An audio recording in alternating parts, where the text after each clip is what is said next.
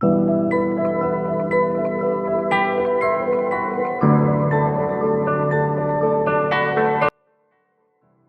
friends, today we are going to discuss about delusional disorder. I am Dr. Suresh Badadmat, Professor of Psychiatry, working at National Institute of Mental Health and Neurosciences, Bangalore. In this video, I'll be discussing about delusional disorder, prevalence, how to make diagnosis, comorbidity, treatment, course and outcome, and a very important issue with regard to delusional disorder is legal issues, how they crop up, and how to manage those legal issues. For the first time, the delusional disorder was explained by a French psychiatrist by name Esquirel.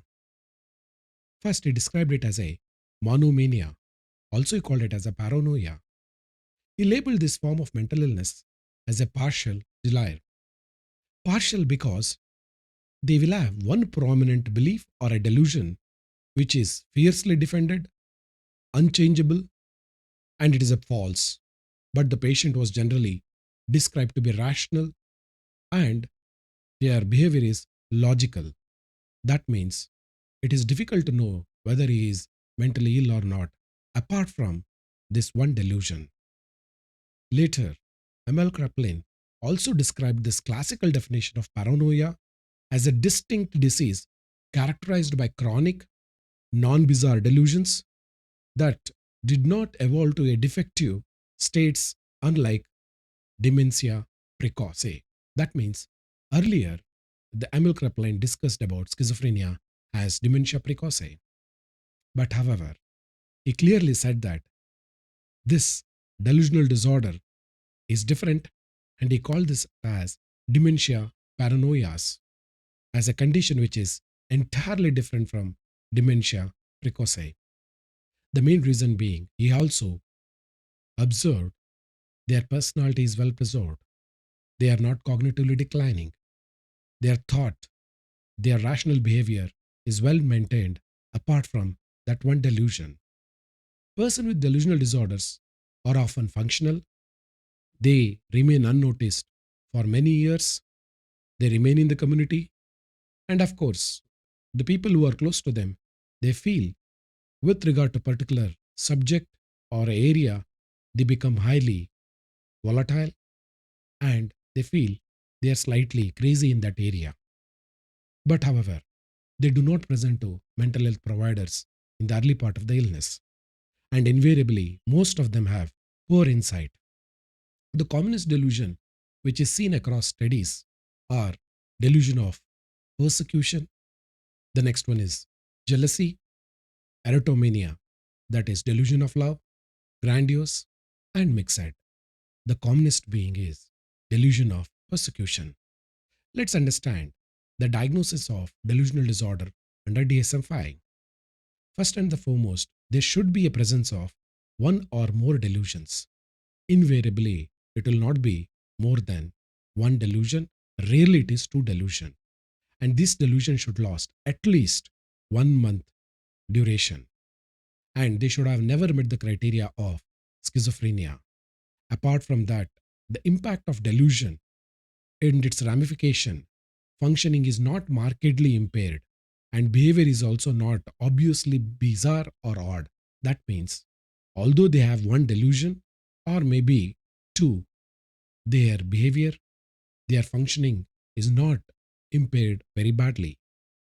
If they had manic or depressive episode, they should be very, very brief in nature and the duration of delusion should be longer. The disturbance is not attributable to the medical illness or any other mental illness or else of substance use. That means it's very clear. As per the DSM-5, they need to have one delusion at least for 1 month and their functioning should not be impaired to that level as of schizophrenia. Of course, in DSM-5, the core specifier, the content specifier as bizarre has been added. Earlier in DSM-4, the bizarre delusions were given a diagnosis of schizophrenia. Considering the technology and also the various artificial intelligence has come, the inclusion of bizarre delusion under delusional disorder do play a very important role differentiating from schizophrenia. What are the different types of delusional disorder which are mentioned under DSM-5? The first one is persecutory delusion, also called as conspiracy delusion. Here they feel the patients that they have been persecuted, they are followed, they are tried, somebody's trying to kill them. The second one is delusion of jealous. Othello syndrome, it is also called as. Sometimes it is also called as conjugal delusion if it occurs in the marriage. That means if the spouse is suspecting the another person, that means it is conjugal delusion also. Further, the grandiose delusion, erotomanic delusion, that is delusion of love. It is also called as D. Cleverbolt syndrome also. Somatic delusion and mixed type and unspecified. These are the 7 different types of delusions which have been noted under DSM-5. Let's understand each one of them. As I mentioned, persecutory means preoccupation with the false belief that somebody is trying to persecute them or conspiring against them. Somatic delusion, conviction that one's body is defective or infested by parasites or even malformed, as it is in BDD, that is body dysmorphophobia. To know about BDD, I've made a video. Please visit my YouTube to know about BDD. Delusion of jealous, as I mentioned here, delusion of infidelity. It is also called as Othello syndrome and also conjugal delusion. Grandiose delusion. Here, the person believes that he is superior to others in the form of role, responsibility, and functionality. The another important is erotomania or delusion of love. Here, the patient believes that one has aroused the passionate love of someone important and higher than him up. For example, the patient believes a film star is in love with them, although they have never met them in person in life. Mixed type is the combination of this delusion may be there. Unspecified is a vagueness of expression of one's belief that does not permit any subclassification is being given a scope to make a diagnosis under DSM-5. Further, the DSM-5 also talks about core specifier. The core specifier should be used if the delusion is there for at least for a period of 1 year. Based upon that, you can consider it as a first episode with currently in acute episode phenomena, for first episode currently in partial remission, first episode currently in full remission. Next one is multiple episode in acute episode, multiple episode in partial remission, multiple episode in full remission. And finally, continuous, unspecified, also been considered to know the core specifier of delusional disorder. However, we need to know some of the associated features. Person with delusional disorder is apparently normal in appearance. They apparently behave normal, although their logical explanation, their rational behavior appears to be normal, unless if you discuss the delusion, then only you will come to know they have something strongly faith, belief, and the contrary evidence cannot prove that they have a delusion and they believe that it is true. Invariably, this belief system is well systematized. They logically explain it, and many a time, a new person meeting them may believe, yes, this is possible. And when they give explanation, they are coherent, sensible, reasonable in nature. That means for an ordinary person, even for educated person, it is very difficult to know whether a delusional disorder person is suffering or not.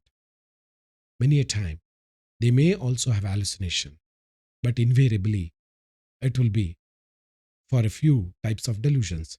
For example, olfactory delusional, where a person believes he is smelling bad. That means bad smell is emanating from his body. Sometimes there are delusional parasitosis. Here the patient feels that there are worms or maybe parasites or even small insects are moving around his body.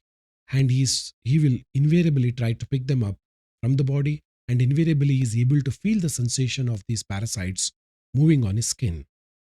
Many a time patient also hear voices. That is, invariably when the people are discussing or talking, then they feel that they are discussing about them. However, these hallucination should be intrinsically intruded with the prime delusion. That means they are invariably nicked with the primary delusion. Individual with the delusional disorder may be able to factually describe the events, but however, the evidences are contrary, and they are unable to provide any evidence. Even they provide some evidences, they are all circumstantial in nature. Invariably, the irrationality will be absent, and many a time you may also consider, yes, the person with delusional disorder is normal. Personality is well preserved. A person with the delusional disorder may be quite well functioning in daily life. Invariably, many of them may be functioning as a teacher, doctor, and various other professional jobs. Unless you discuss about their delusion, you will never come to know they have this delusional disorder. Invariably, there will be no disorganization of behavior, no disorganization of thoughts, or even hallucination. Their logical explanation keeps him safe in the society, and many a time the people around them believe them. Unless you discuss about the delusion, nobody will come to know. Further, when this delusion becomes severe in nature, they start acting on it, or the morbidity of the belief will slowly increase. They will start becoming violent, they will start stalking the person, and invariably the conflict of law will start. Invariably, in the early part of the disease, their social functioning, marital functioning, occupational functioning are well preserved within the social context or in cultural context. Further, you need to understand delusional disorder and the forensic issues. They are well known to give multiple complaints against the person whom the delusion is there. Invariably, they give complaint against even the doctors, treating team, and also against the family members. Many a time, judicial person, mental health review boards, or else even any medical board, the chairperson usually believes or gets misled by this person with delusional disorder, thinking that they are doing well, they are answering many of the question, they appear logical, reasoning, and they give utmost respect to this judicial person. But however, unless the delusion becomes very severe, it is difficult to prove that they have delusional disorder in the early part of the illness. Person with delusional disorder, many a time they become highly litigious. That means they will go to court. They may even complain against the lower court judge to the higher court, telling that he did not give the judgment in favor of him. Many a time they become violent. They start writing letter to various authorities, from the prime minister to the ambassador to the president of other countries, asking for help, telling that they have been persecuted in their country. They are also known to cause that they claim the celebrities are their children or they are married to the celebrity. They threaten people. They approach police station to lodge multiple complaint against family members, treating team, or any person whom they think the delusion is targeted.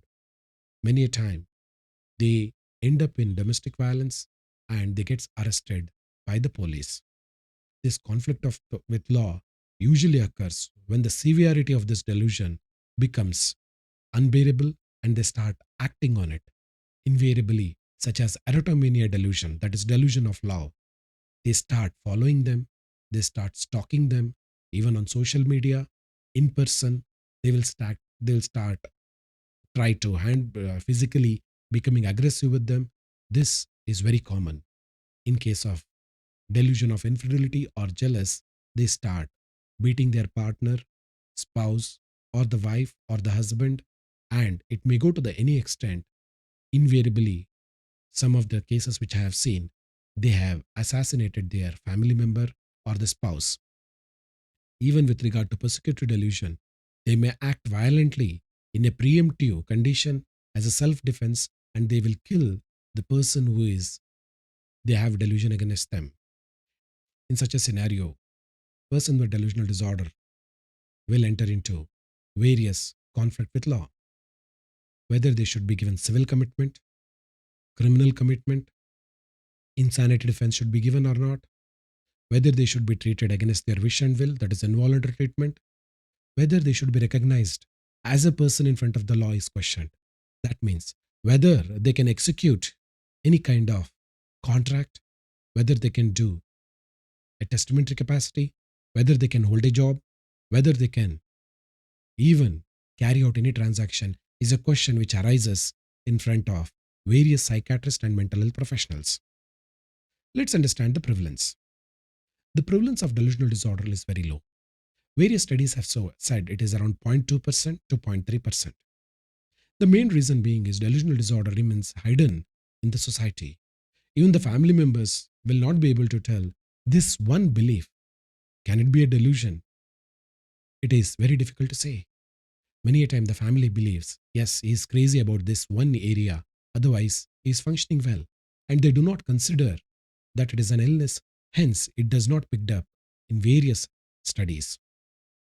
If the delusional disorder is studied in a prison population or else in an inpatient psychiatric setting, the prevalence increases to 1 to 2%, my dear friends. Let's understand what are the comorbidities. Delusional disorder does not come alone. It will come with depression. Approximately 35 to 45% of delusional disorder will have depression, 15% of them will have dysthymia, anxiety disorder in 10%, substance abuse and dependence is around 25%, personality disorders are also well known. What are the various differential diagnoses? First and the foremost is schizophrenia. In schizophrenia, the patients will have disorganization of thought, behavior, and also affect. They will have multiple delusions. These delusions are not well connected, ill systematized will be there. Many a time, their affect will be blunted, negative symptoms will be common, or else they have silly giggling laugh. Talking to self, smiling to self is very common. Hallucinatory behavior will be striking in schizophrenia. There will be deterioration in personality. Biological, social, occupational functioning will be impaired. This schizophrenia invariably occurs in the second decade, whereas delusional disorder occurs in the third and fourth decade of the life. Invariably, another differential diagnosis is schizoaffective disorder.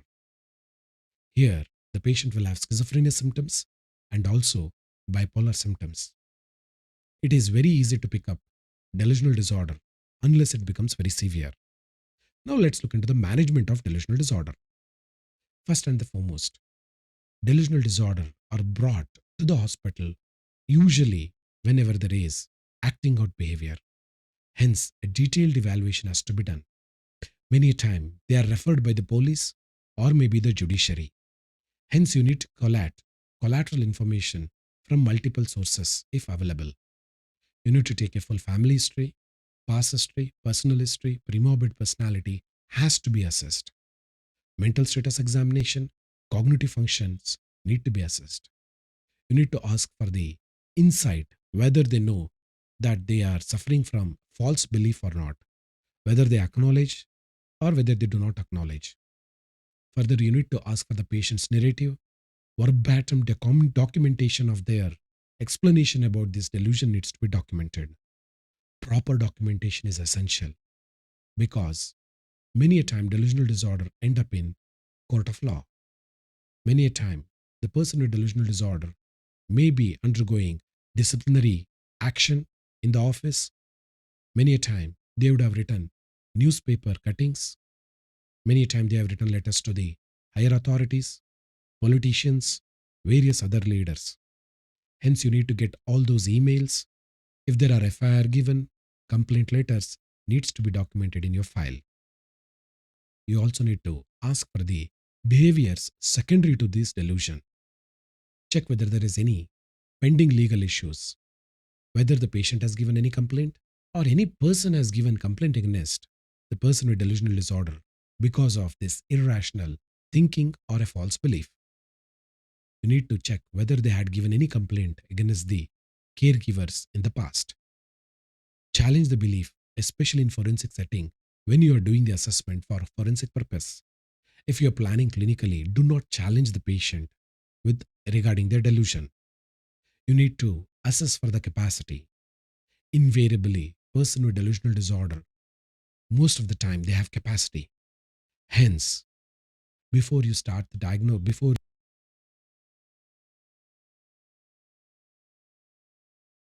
informed consent, keep diagnosis open if you do not get adequate information from multiple sources. Now you need to know what are the challenges with regard to diagnosis of delusional disorder. Invariably, delusional disorder will come to the OPD calmly. They will sit in front of you. They appear normal. They behave logically. And many a time, you may be also fooled because of their excellent vocabulary, logical explanation, socially appropriate behavior, and their functioning. They are able to draw very good salary. They are maybe in various professional job. Hence, many a time, delusional disorder remains undiagnosed, untreated for many decades. It gets diagnosed when the person with delusional disorder starts acting on their delusion. They may become violent, aggressive, stalking, and many a time they may kill their partner when they have delusion of infidelity. Let's look into the treatment of delusional disorder. There are two important treatment. One is medication, that is psychopharmacology. Second one is psychotherapy. There was one of an important article published in Biomedicine in 2022 by Rodriguez and his colleagues. The title of the study was 70 Years of Treating Delusional Disorder with Antipsychotic, a Historical Perspective. This was an interesting article. I request all my viewers to go through this. In this, they did a selective review of various case studies. A total of 263 records were culled out, and authors selected only 63 articles relevant to answer the aims of their review. This was a selective review, my dear friends. They wanted to answer four important questions. What was the treatment methodology adopted before the introduction of antipsychotics? After first generation of antipsychotics, how the delusional disorder progressed? What happened in second generation antipsychotics was introduced? And finally, the impact of long acting injectable antipsychotics. If you look at this table, you clearly see before psychotropics were introduced, that means before chloropromazine, you can see asylum care such as gardening, art, music, dance, theater, rest, token economy, work therapy. Some of the procedures like malaria treatment, hydrotherapy, insulin shock, lobotomy, electroconvulsive was given. And rarely, some pharmaceuticals such as bromide, chloral hydrate, hyoscine, paraldehyde, barbiturate, and morphine were considered. Now, after the introduction of chloropromazine, the first generation antipsychotics such as chloropromazine in 1952, haloperidol, fluphenazine, thiophenazine, loxapine, trifluoperazine, pimozide is one of the medication which was tried in various delusional disorders. Clozapine and second generation antipsychotics like risperidone, olanzapine, quetiapine, ziprasidone, aripiprazole, paliperidone, iloperidone, cariprazine, luridone, asenapine, all these medications have been tried, and most of them are case reports. We do not have even a single RCTs with regard to psychotropic medication in delusional disorder. Long-acting injectables such as fluphenazine deconate, haloperidol deconate, risperidone, long-acting Consta, paliperidone palmitate, olanzapine palmitate, aripiprazole, and paliperidone 3 months or 6 months C are the various long acting injections have been given.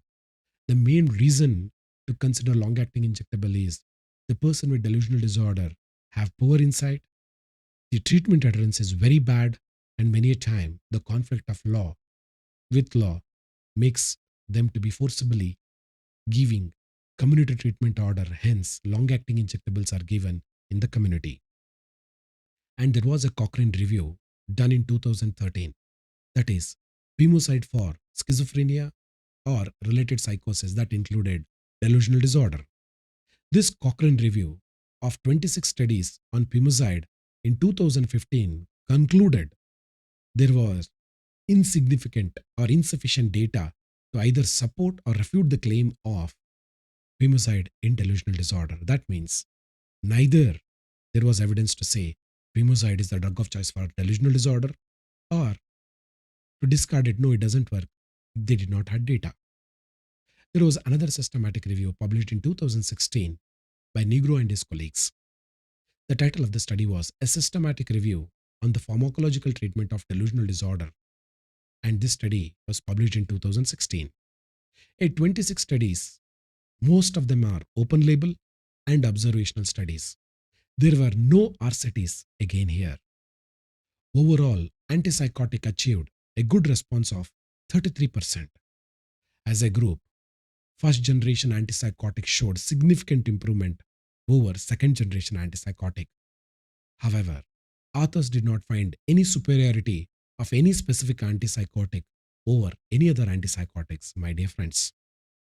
Medications are useful, but it is useful in comorbid conditions such as depression, dysthymia, substance use, anxiety disorder, suicidal attempts, aggression, violence, and so forth.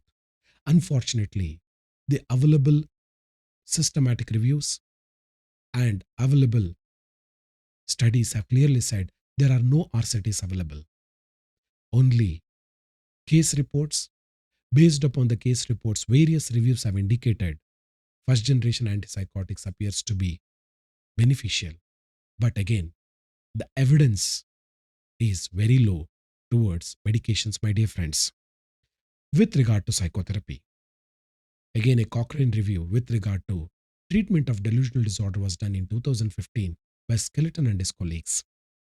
Again, in 2015, they clearly said that there is an overall lack of high quality evidence based information about the treatment of delusional disorder and insufficient evidence to make the recommendation for treatment of any type, my dear friends.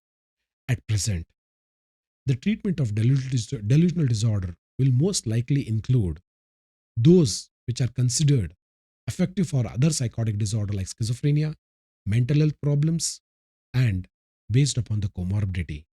Not only that, the rich clinical experience may dictate the treatment of delusional disorder. At this point of time, the guidelines which are there are only based upon the clinical experiences and case reports, my dear friends. Now let's look into the course and outcome.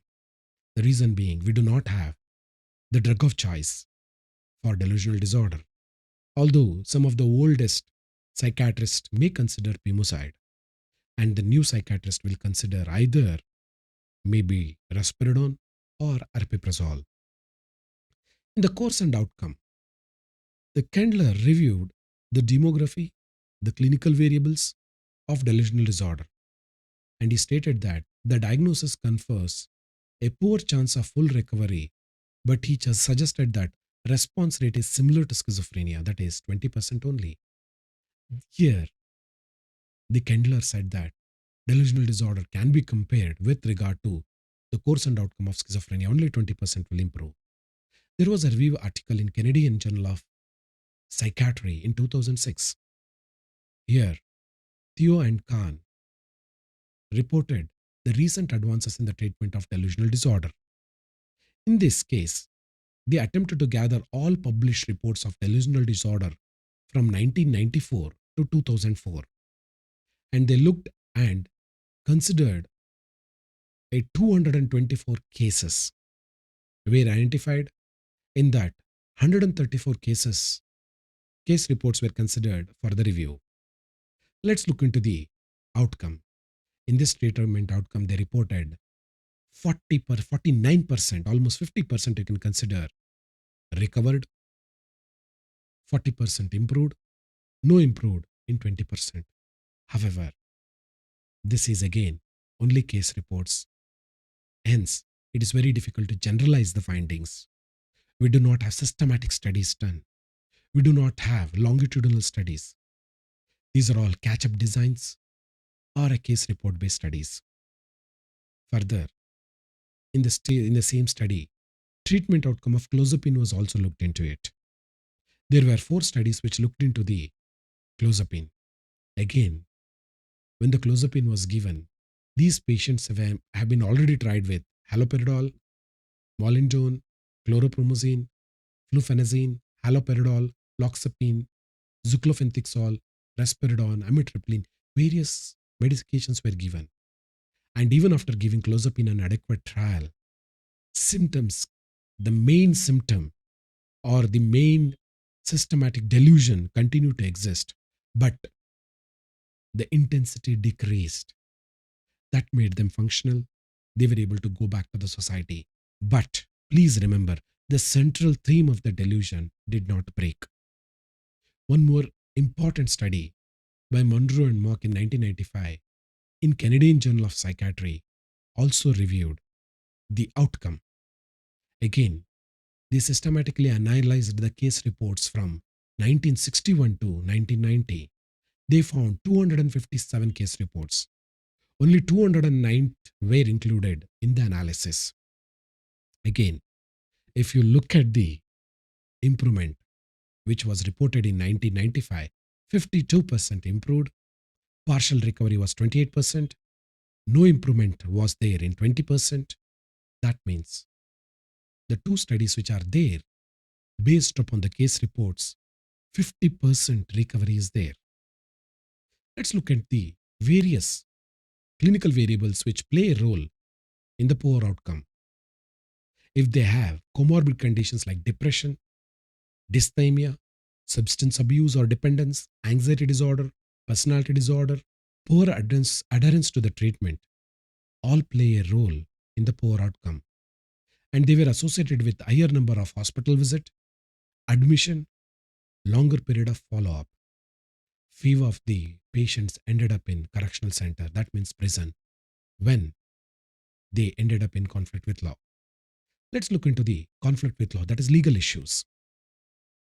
If a person suffering from delusional disorder are accused, if they are accused, invariably the family member of the person may say that he is suffering from mental illness, they are visiting psychiatrist, hence they will ask for insanity defense, or even not guilty by reason of insanity will be proposed in front of the court. But however, it is difficult to accept insanity defense because their behavior is rational, their thought process is logical. If they commit a crime, they will have a motive, they will plan it, and they execute, they will destroy the evidence. Most of the cases which I know, the delusional disorders were punished because they knew the nature of the act, what they are doing, they knew the consequences of their action, and also they gave a reasoning of a delusion that they wanted to do this deliberately, and they knew it is contrary to the law. Many a time, I have interviewed many of the persons with delusional disorder. Most of them say, I may be bad, but not mad. They preferably be called that people may call me bad person. I took revenge. I'm okay with that. Please don't call me mad. Please don't call me delusional disorder. That's the way they go. If the person with delusional disorder may be a complainant because of various delusion of persecution, delusion of infidelity, delusion of love, they may go to various police station. They may give complaint. They may give complaint against their family members, colleagues, treatment team, doctors, service providers, to the higher authorities. If the police do not take action, even if they take action, they give complaint against the police to the judiciary, to the Human Rights Commission, to the regional human rights associations. and these are well known. They will use all available mechanism to address their delusion, but they do not believe that they have delusion. They will demand for medical records. They will find faults in those medical records, and they will put case against the doctors and also the treatment or the care providers. Many a time, the person with the delusional disorder can be a lay public, and they may be witness certain crime. They may be called in the court of law to give witness.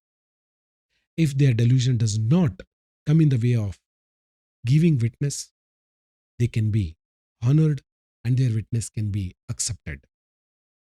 And many a time, the person with delusional disorder may witness various violent crimes and they may narrate the whole incident very beautifully, and their witness may become crucial. In such a scenario, the evidence of delusional disorder should not be disregarded unless their delusion is coming in the way of their evidence. Many a time, person with delusional disorder can execute will. That means they can write will to their family members. Invariably, they are logical in explanation. They will hire an attorney. They will write the will.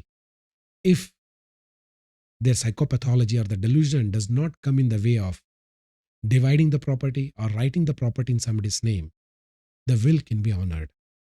If the psychopathology comes in their way of writing the will, then it should not be honored. One simple example is if a Mr. X is writing his will that all property to his brother, and he has a delusion that his wife is not faithful to him, hence he will not give even a single pie to her. Here, his psychopathology is coming in the way of writing his will. Hence, that will not be considered valid. That means he does not have testamentary capacity. Now, let's understand what is the way out in treating these persons with delusional disorder. As I mentioned, the person with delusional disorder invariably are logical, reasonable, rational thinking will be there. They will refuse to take treatment. They will refuse to get admitted. And many a time, family members will be at the receiving end. How can we help these family members? What is the way out? In a way out, whenever the patient is brought to the hospital, please consider doing detailed evaluation based upon the workload. If you are unable to make diagnosis, keep it open. Please ask for second opinion or refer them to a tertiary center where there is a team who can do a detailed evaluation. Once the detailed evaluation is done, they need to discuss the pros and cons with the patient and the family members. If the patient is brought from the or referred from a legal fraternity, please do discuss with the family members, to the patient, if required to the lawyer of the patient, so that they know what we are discussing. Many times you have to seek informed consent with the patient before you start medication. Although they are referred from the judiciary, their logical reasoning is well preserved. Their capacity is well preserved. Hence, you need to take consent. You cannot give treatment against their wish and will unless the judiciary has given you power to treat them against their wish and will, because they are highly dangerous. They may have absent insight. They may have poor compliance. But the way out is ask the family members, go to the judiciary, seek judicial intervention for admission and treatment of person with delusional disorder. In such a scenario where patient has mental capacity and refusing to come for the hospital and refusing to take treatment, judicial intervention plays a very crucial role. One need to explain the magistrate about the delusional disorder, because many a time the delusional disorder will go to the magistrate and they will give a complete narrative which is logical and which is rational, and the magistrate will refuse to give any kind of reception order for treatment, and many a time they will refuse to give even community order. Hence, we need to discuss with the magistrate about the case. Hence, this having a liaison with the magistrate or the judiciary is very important for engaging a person with a delusional disorder for treatment. If you do not do, family members are the sufferer in the delusional disorder, my dear friends. You need to keep this in mind.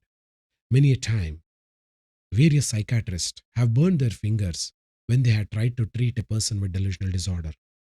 Hence, many of the senior psychiatrists say that do not engage a delusional disorder. It is a family member's headache. Let them go to the judiciary. Hence, they are avoiding risk to treat these patients. Please don't do that. Please engage the judiciary and help the family members in treating a person with delusional disorder. To conclude, my dear friends, delusional disorder, the prevalence is hardly 0.2%. As I mentioned earlier, they are hidden at large in the society. Invariably, the person with delusional disorder look normal, they behave normally, they act rationally, they seem to be logical, unless you discuss about their delusion. If you discuss about their delusion, you'll come to know about their irrationality and false fixed belief. Delusion disorder deceive many doctors, people, family members, and legal fraternity until you discuss about the delusion in length. The research on delusional disorder is abysmal at this point of time. The reason being is it is very difficult to get consent from a delusional disorder person. The main reason being is the person with delusional disorder do not accept they have illness, their capacity is well preserved, hence they refuse to take treatment, hence the research becomes very far, my dear friends. Hence, the available literature across the world is very minimal. The treatment and the research treatment is based upon case reports and clinical experience, my dear friends. There are no RCTs available at this point of time. The reason being is research is very difficult. Available evidence indicates first generation antipsychotics are better than second generation antipsychotics with regard to efficacy, but because of the side effect profile, second generation antipsychotics score over first generation antipsychotics, but there are no RCTs to say which medication is better in treatment of delusional disorder. The current evidence base only provides lower level of studies, anecdotal experience, case reports, and of course, rich clinical experience continues to dictate the treatment of delusional disorder. Clinicians should be very careful in dealing with person with delusional disorder because they are going to drag you to the court, my dear friends. Invariably, this is occupational hazard. Hence, you need to accept this hazard. You need to engage a person with delusional disorder for the sake of family and make all efforts to treat them. Please do take consent before treating a person with delusional disorder. Thank you very much for giving your valuable time. Stay safe.